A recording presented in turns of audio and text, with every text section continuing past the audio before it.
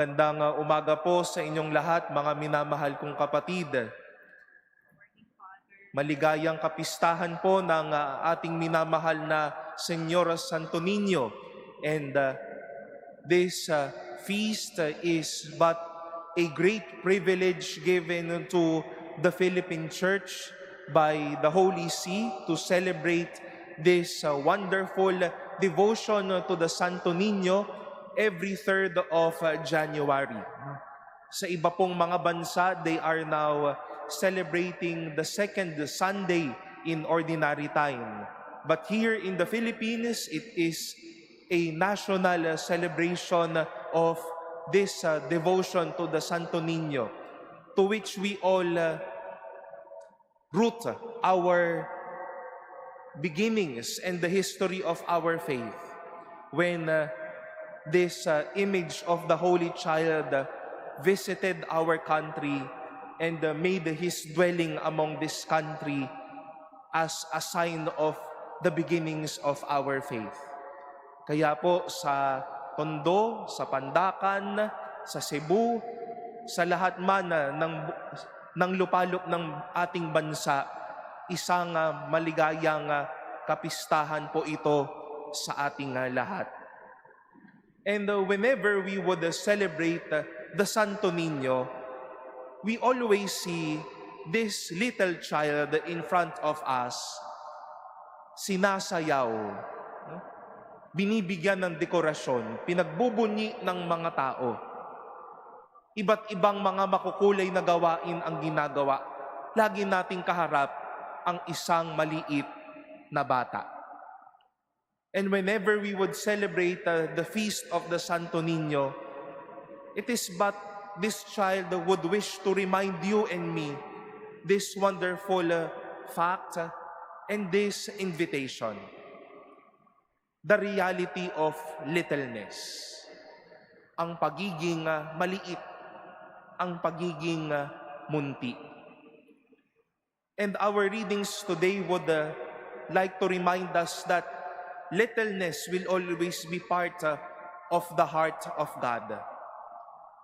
Through the prophecy of Isaiah, he reminded his people that God came through a little child. A son is born to us. A son is given us. Pumarito siya sa anyo ng isang bata na tulad din ho natin nung mga unang araw ng buhay na ito. At hindi lang po sukat ang kaliitan, kundi ito din ay dinala ng batang ito hanggang sa kanyang buhay. And in today's second reading from the letter of Paul to the Ephesians, adoption is but a sign of our littleness. God was too huge for us, but He claimed you and me as His son and His daughter. And in today's gospel, we've heard how Jesus Himself was surrounded by children, and how childlikeness, how littleness is far important from Jesus. Na ito pala ang susi sa kadakilaan ng buhay at sa pintuan ng langit. Ang manatili tayong maliit at bata. And this is something we might be forgetting already, my dear brothers and sisters. That capacity to be little. Ang ating kapasidad na maging munti at maging aba sa buhay na ito. For in Jesus, littleness is not only a matter of size, but it is a lifestyle. Hindi lang sukat, kundi uri ng pamumuhay. Nung naman pong nabuhay si Jesus, hindi naman niya sinabi sa harap ng mga tao na ito yung dami ng mga sumunod sa akin, ito yung mga napagaling kong tao, ito yung mga naging milagro ko, ito yung mga naging turo ko. O kaya nasabi niya na talaga naman na ako ang pinakadakilang tao sa mundong ito, hindi ho. Littleness was part of His ministry. that even until his passion, his death, and resurrection, he was so little to embrace the biggest mission God has given him, to save you and me from sins.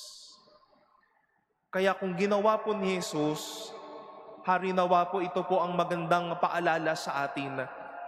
Baka hindi na po nagiging anyo ng pamumuhay ang pagiging maliit.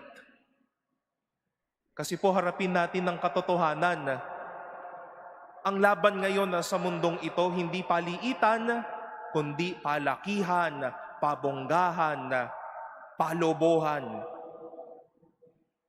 Palakihan ng mga nakulimbat sa pera ng bayan.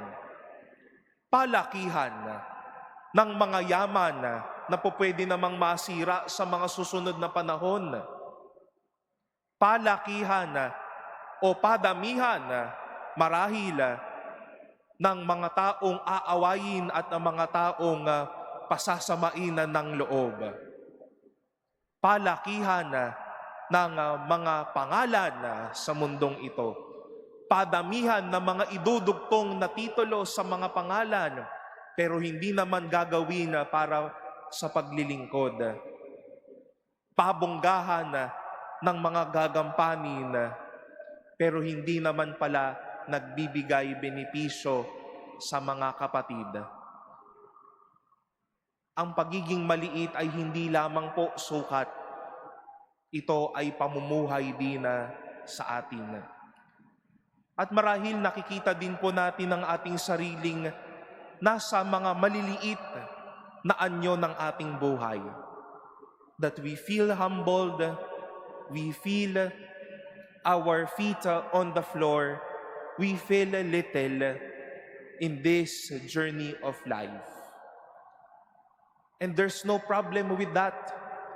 Kapag tayo ay nasa kaliitan at kaabahan ng ating buhay, ito po ang susi sa kadakilaan ng Diyos at ang pintuan ho natin sa langit na pangako ng Diyos. Ang kaliitan ay hindi lamang sukat, ito po ay isang ugali at anyo ng pamumuhay. When we feel little despite the many things that is happening around us and even with our achievements, then praise the Lord for He has been teaching you to set our feet on ground, to keep our lives grounded. When we feel that we are always humbled by everyday experience, then thanks be to God, because He's teaching us to keep ourselves lowly and little.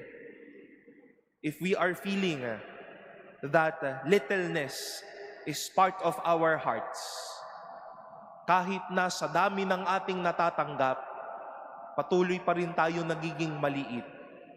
Salamat sa Diyos dahil patuloy niyang ibinibigay sa atin ang kanyang anak na minsan ding naging maliit. Pero hanggang sa dulo ng buhay, ang kanyang pagiging munti ay parte ng kanyang puso. At harinawa, tayo pong lahat, ang bawat deboto ng Santo Niño, nagsimulang maliit sa buhay na ito, mabubuhay araw-araw na maliit ang ating buhay at puso upang tayo ay iangat at patuloy na pagpalain ng Diyos.